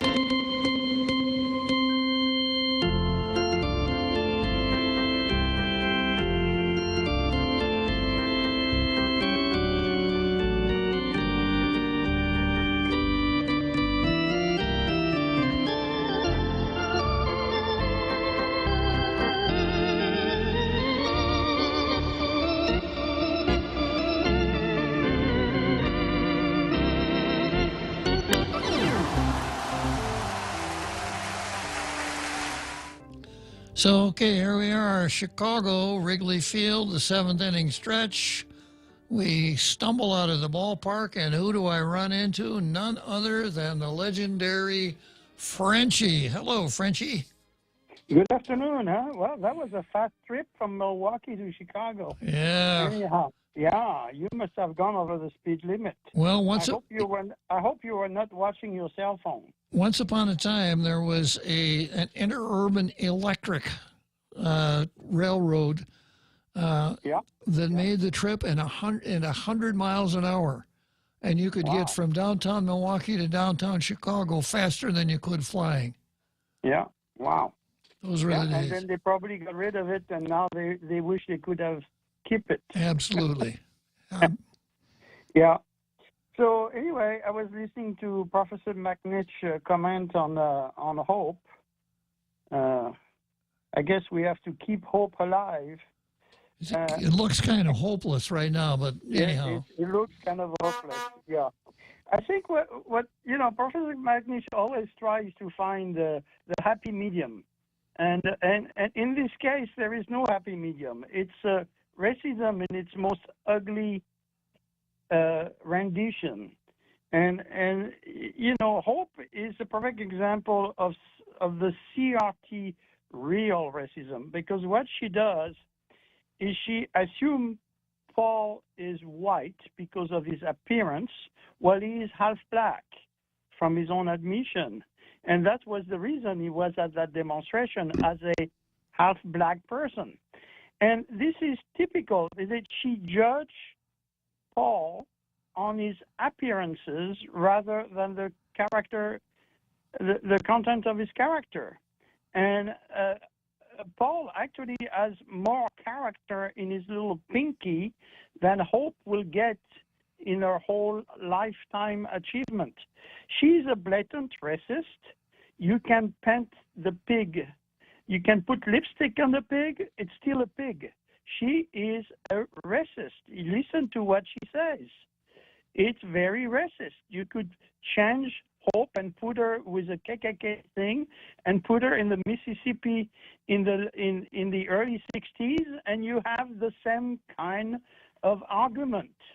You know, what she does is just transposing racism under the guise of anti-racism. Those people are the most racist people in the country nowadays. And I'm a little disappointed that Professor McNich would try to find a happy medium in this. It's when you see evil, just call it. You know, evil is evil, no matter how you put it. And this is what Hope is impersonating. She's impersonating evil under the guise of struggling for her own people. She is rejecting every other people, and calling Elie Wiesel in the picture is not helping, because Elie Wiesel, even though he has a Nobel Peace Prize, we also found out after he died that half of his victimhood as a victim of the Shoah was a whole charade. He invented most of it. So you have people that are influencers, and we see this in modern time. Nowadays, we see all those people giving us those fantasy stories of what they want to be. It's basically what Facebook is trying to do with their new, I forgot the name of the new company now they want to, where basically, you can be selling pizza on your motorcycle all day long and make $1,500 a month, and then you come home and you become that hero with great values and great moral thing and even magic powers, and this is fantasy compared to reality. The reality here is Hope is a hopeless racist, and there is no way to go about it. She was caught red-handed while she's pretending to be something else. We saw the ugly mask come down, and this is it.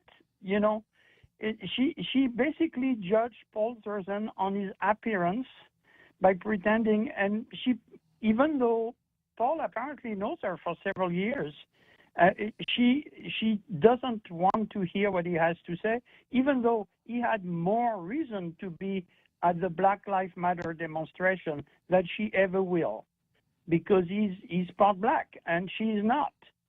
She was actually doing cultural appropriation by trying to become a victim, just as BLM pretend blacks are victims in the U.S.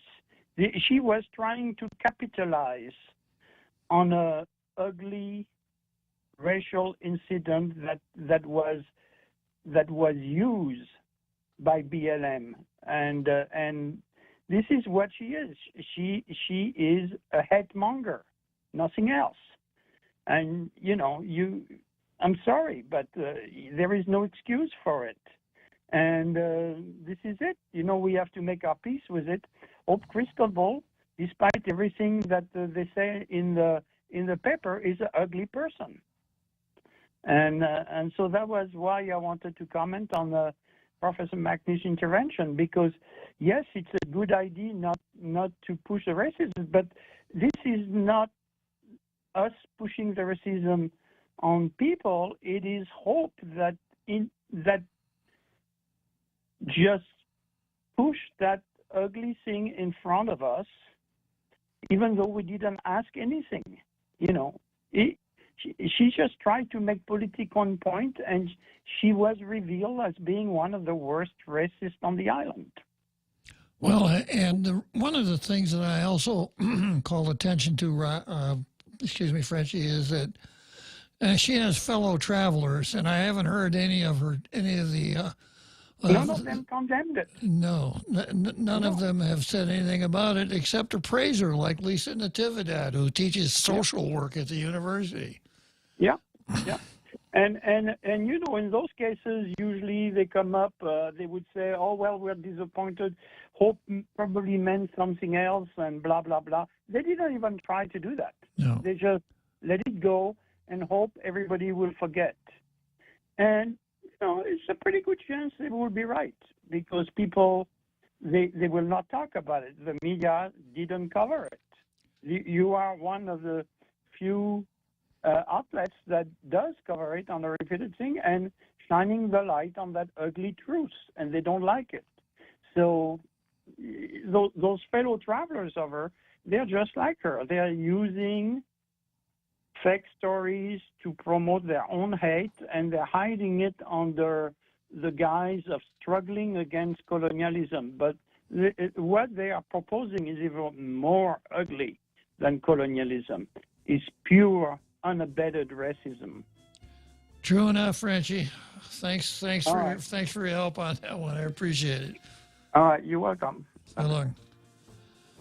Yeah, so we're going to head for Churchill Downs here. We'll come back and we'll talk with one of Hope's. We'll talk about one of Hope's fellow travelers.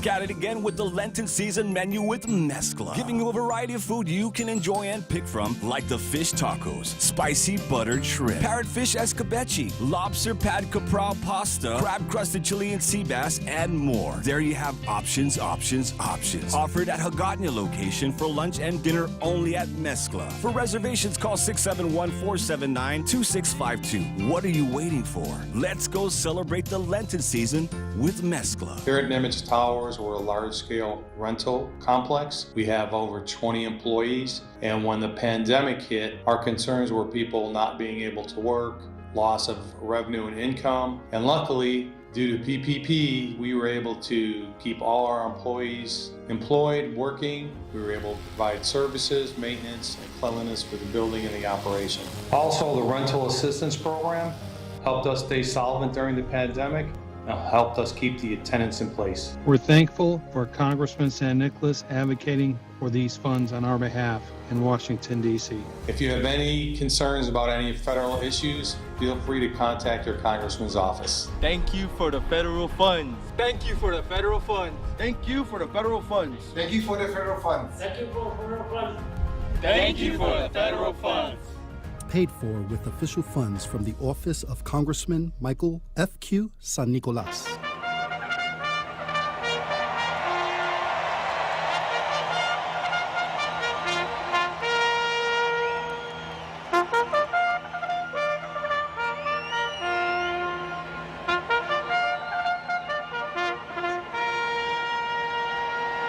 Churchill Downs, Louisville, Kentucky. I've got about 2 more furlongs till I hit the finish line and the end of the first day back to work here at Tall Tales. But we still got 4 whole days ahead of us, Jose, so we're in pretty good shape. Next item on the card is Underwood versus Michael San Nicolas. And I'm going to need a little help here. I don't know if I should characterize Underwood's style as in attempting to demonstrate a false equivalence, or perhaps it's an example of the straw man fallacy. I'll let you help me with that one, okay? Authoritarianism.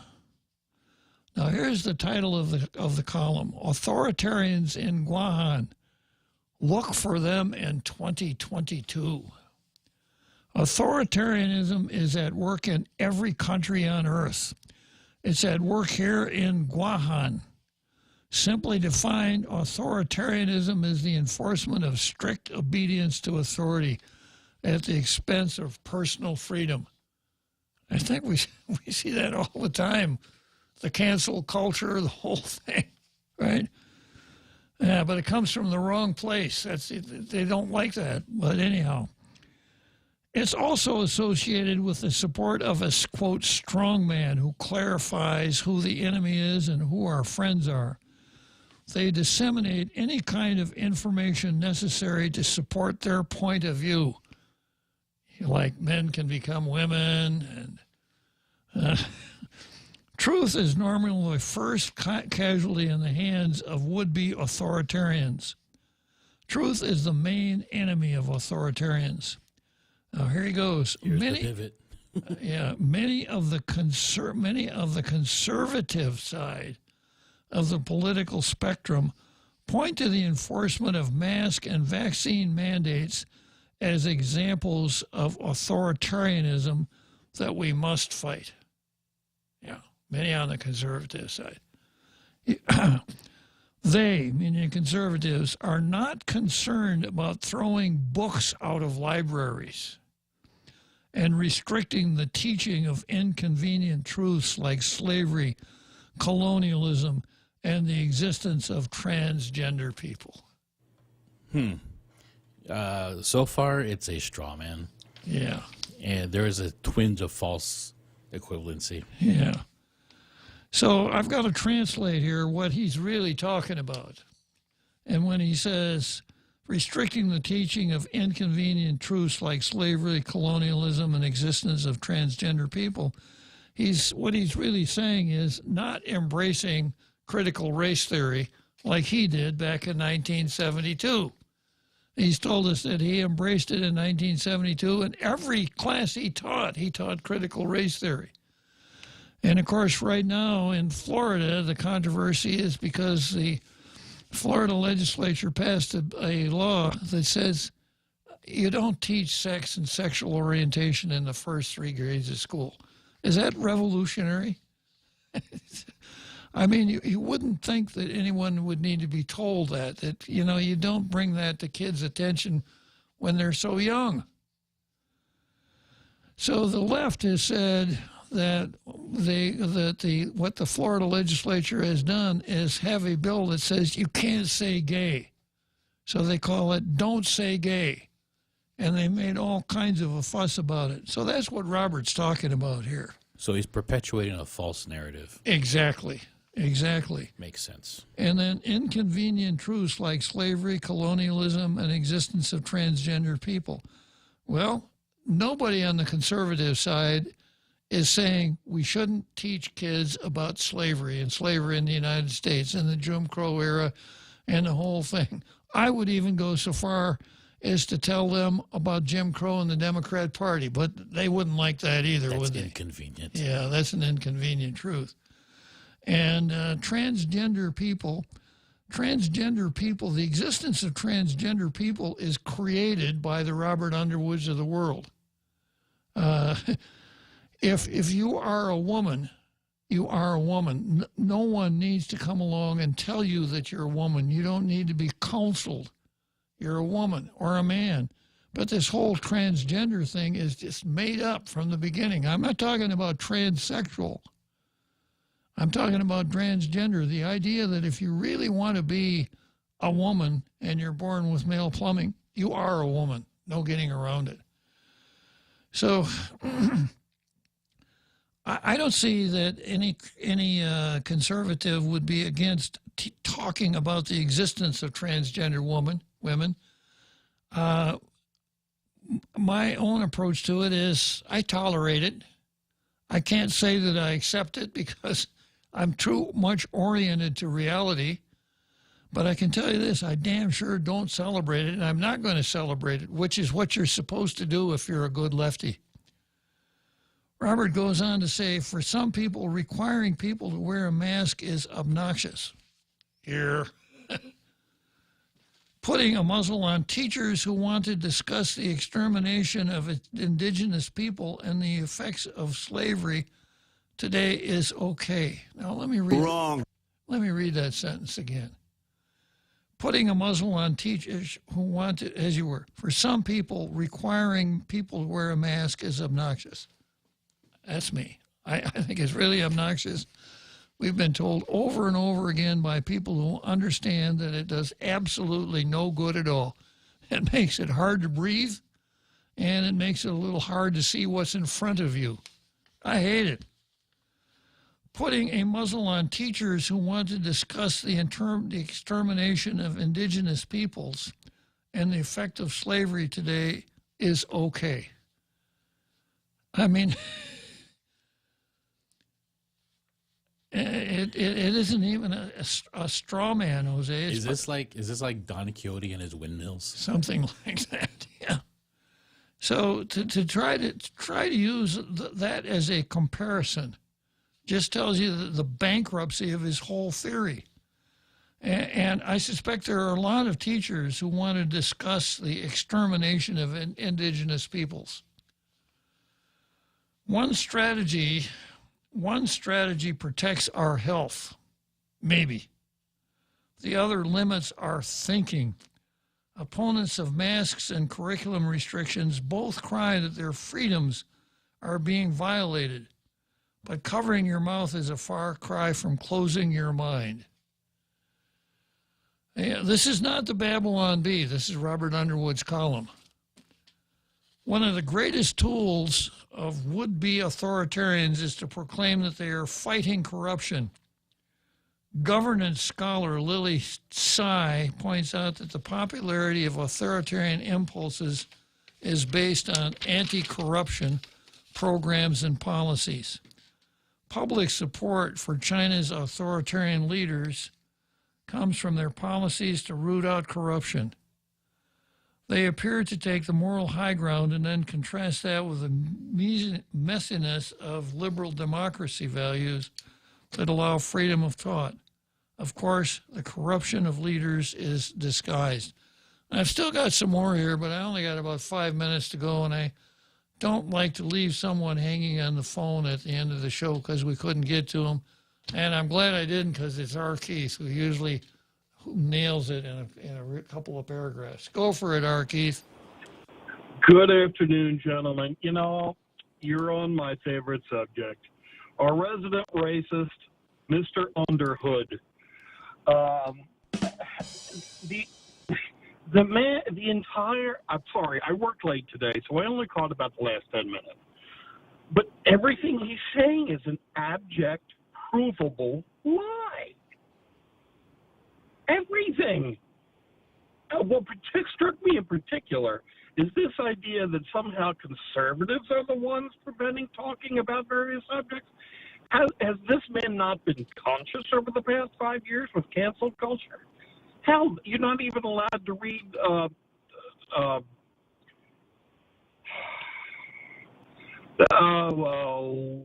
damn it. I forget the author's name right now. I just had a mind fart. Anyway, classic American authors, because they simply mention the N-word or because they describe a life when slavery exists. Tom Sawyer. Well, isn't that... Thank you very much. I blame it on my age. Is that not what he wants? Well, then his own people are the one preventing the presentation and discussion of it. Anyway, I would like right now to challenge Mr. Underhood to a discussion on any of those discussions. The man needs to be debated. Correct. And put in his place. He is a flagrant liar. You know, Goebbels had nothing on this guy. Anyway, that's my 2 cents. Well, you got here just in time, Keith. I'm glad I stopped and put you on the line because you really laid it out for us. Thanks again, Keith. Take it easy. Have a good evening, gentlemen. All right, Keith. That's Keith. He can get to the point really quick, and the point is quite sharp when he gets there. Yeah, going back to Dr. Underhood. In a democracy, the greatest weapon of authoritarians is not offering all-encompassing policies. They aren't looking for the greatest good for the greatest number of people. They're looking to divide people into camps. Yeah, I know well, wait a minute, that's you. In which there are victims of corruption, and then there are corrupt people. Yeah, once again, this is not Babylon Bee. This is Robert Underwood's column. This is how one of the greatest tax cheats in history, named Donald Trump, was able to take down crooked Hillary. Of course, we gotta show our bona fides here by dragging Trump into any conversation, right? And an erroneous label here, because he's not just been cleared, they've dropped all cases. The AG, New York, and the New York City AG. Yeah. Because they don't have a case. Exactly. Crooked Hillary. Look around you in the upcoming election. Who claims to be victims of corruption? Who is the biggest user of the corruption accusation? Who is actually corrupt in the sense that they regularly violate rules? He's woke. Regulations and common decency. Such misbehavior can be put aside. I'm not going to be able to finish, but, you know, this is pointed at Michael San Nicolas, who committed the unpardonable. He beat the hell out of Underwood in the last election. Okay, it's that time of the day again where I've got to show you my banner and say, let's go, Brandon.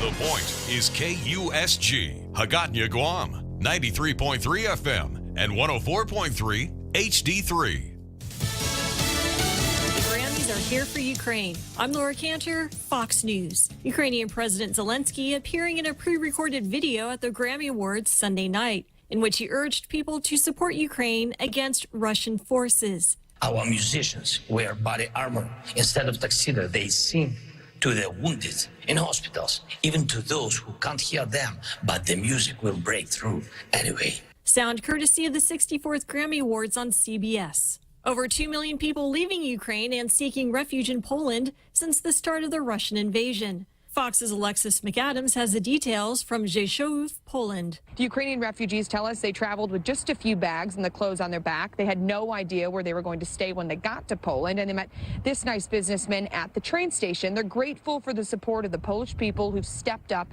in a time of crisis. The host family says they can stay for as long as necessary, though these people are focused on going home. The EU has granted Ukraine and Ukrainian people who flee the war the rights to stay and work through its 27 member nations for up to 3 years. Ukrainian refugees also given access to schools, healthcare, and employment in Poland. Jury selection to start Monday for the sentencing phase in the trial of Nicholas Cruz, who already pleaded guilty for the murders of 17 people at Marjorie Stoneman Douglas High School in Parkland, Florida, in 2018. His crimes are still eligible for a death penalty, and while he's not having a trial over guilt, he is still required to have one over penalty. Florida law requires a jury unanimously recommend execution. Jury selection starts today in a Fort Lauderdale courtroom, but could take several weeks. That was Fox's Eben Brown. At the Grammys Sunday night, Olivia Rodrigo, Silk Sonic, and Jon Batiste were the big winners. Will Smith's Oscar slap was brought up at the award show. America is listening to Fox News.